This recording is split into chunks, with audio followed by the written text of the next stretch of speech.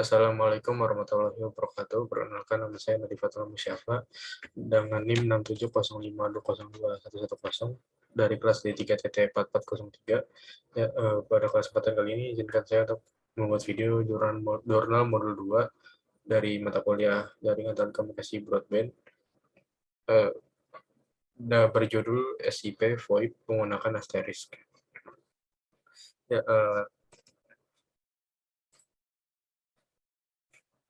apa itu VoIP dan asterisk? VoIP atau Voice over IP atau IP itu adalah internet protokol, adalah teknologi yang memungkinkan komunikasi suara, video, dan data menggunakan jaringan berbasis IP yang untuk dijalankan di atas infrastruktur paket network.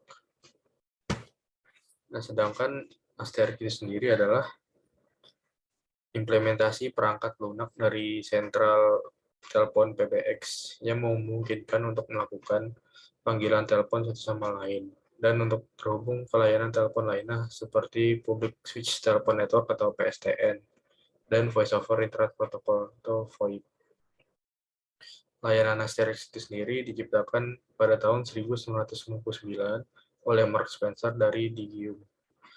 Awalnya asterisk dirancang untuk Linux, namun lama-kelamaan dapat berjalan pada berbagai OS, termasuk NetBSD, OpenBSD, FreeBSD, macOS X, dan Solaris.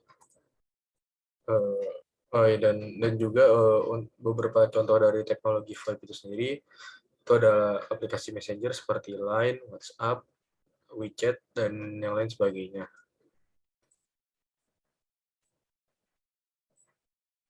Kemudian SIP. Apa itu SIP? SIP adalah Session Initiation Protocol, yang merupakan text-based protokol yang menyerupai HTTP dan SMTP. Protokol itu sendiri untuk pensinyalan protokol kendali pada application layer yang mampu memodifikasi dan mengakhiri sesi multimedia seperti internet telepon yang terdiri dari voice, video, interactive games, dan virtual reality. Protokol SIP ini dikembangkan oleh IETF atau Internet Engineering Task Force, itu kelompok kerja multiparty multimedia session control atau MMUSIC dengan model protokol tekstual atau berbasis teks pada jaringan client server.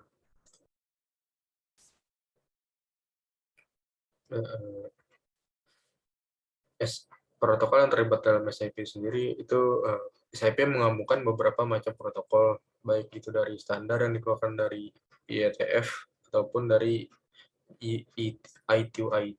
ITU-IT, antara lain Session Description Protocol, Session Announcement Protocol, dan Real-Time Transport Protocol, RSVP, dan algoritma pengkodaan yang direkomendasikan oleh ITU-T seperti G731, G711, G728, dan G729 untuk audio. Dan untuk video itu ada H.261 atau H.263. Komponen SIP.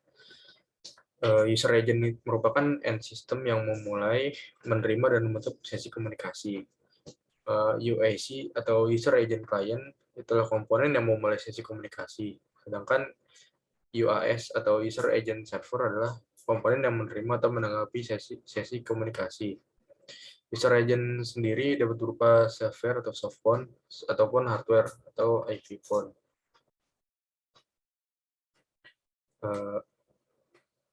Format message pada SIP didefinisikan menjadi dua, yaitu SIP request. Itu ada invite, mengundang user agent lain untuk bergabung dalam sesi komunikasi. ACK itu mengkonfirmasi bahwa user agent telah menerima pesan terakhir dari server pada pesan invite. By atau terminal sesi. Cancel itu membatalkan invite. Register untuk registrasi di register server. Option untuk meminta informasi kemampuan server.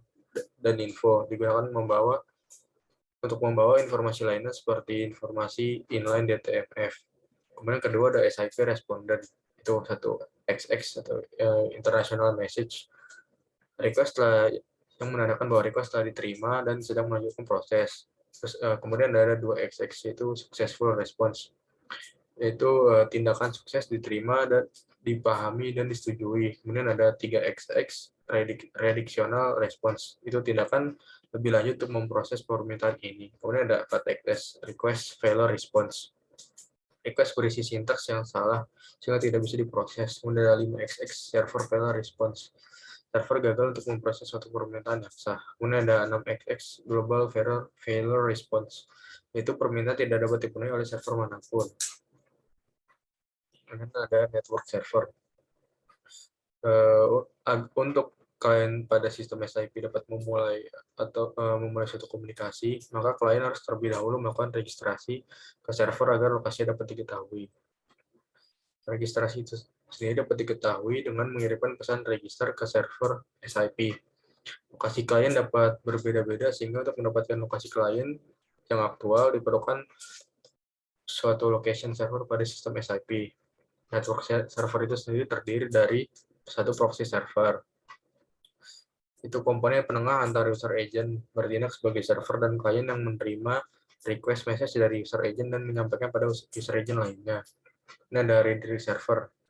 Itu untuk menyediakan informasi mengenai tujuan berikutnya dari user. Redirect server itu tidak menyimpan state sesi komunikasi antara UAC dan US setelah permintaan disampaikan oleh UAC. Kemudian ada register server. Itu komponen yang menerima request message register. Kemudian ada location server. Itu untuk menyediakan service untuk database abstrak yang berfungsi mentranslasikan alamat dengan data atau keterangan yang ada pada domain jaringan. Komunikasi dalam SIP.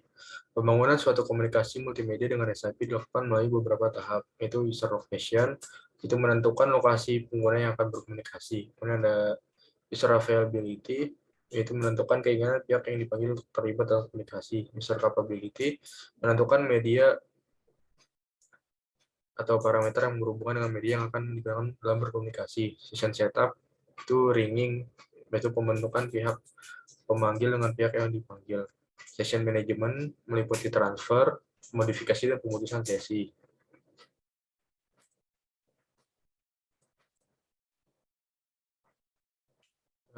Langkah standar atau prosedur interaksi internet telepon yang normal adalah satu, pemanggil akan mengirimkan sinyal invite ke proxy server. Proxy server akan menanyakan ke directory service di mana URL sebenarnya dari tujuan. Directory service dapat berupa SQL, LDAP, dan lain-lainnya. Directory service akan memberikan jawaban kepada proxy server akan lokasi sebetulnya dari tujuan. Proxy server akan meneruskan message invite ke tujuan. Kemudian bell akan berbunyi di komputer tujuan. Kemudian jika tujuan ternyata bersedia menerima, maka tujuan akan mengirimkan message OK ke proxy server. Kemudian proxy server akan meneruskan message OK ke pemanggil. Kemudian telepon pemanggil akan memberikan message acknowledge atau ACK ke proxy server. Kemudian yang terakhir, proxy server akan meneruskan ke tujuan yang benar. Ya,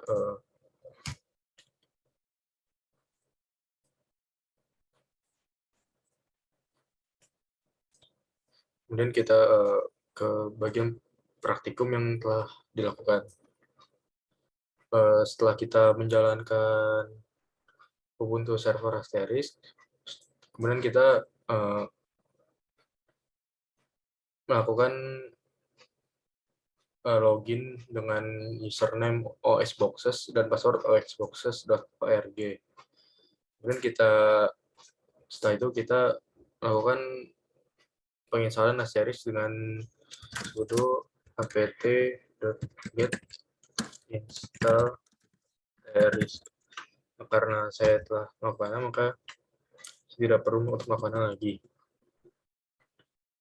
Kemudian kita menambahkan user dengan nomor telepon yang diinginkan. Itu dengan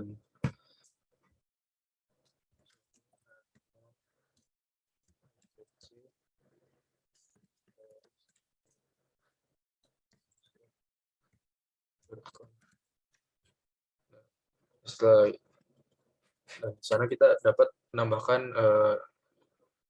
user itu 100 dan 101. Setelah itu kita melakukan restart asterisk, kemudian kita membuka IPA untuk mengetahui IP yang digunakan. Nah, karena sudah selesai, kemudian kita membuka aplikasi Zoiper di aplikasi. Caranya itu dengan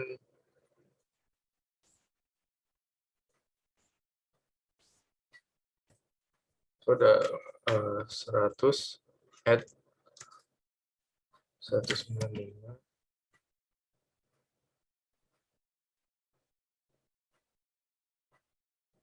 168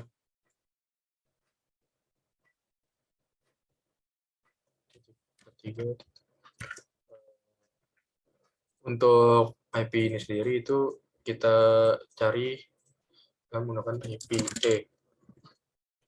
pada Ubuntu server asterisk. Untuk password kita masukkan 100 pin.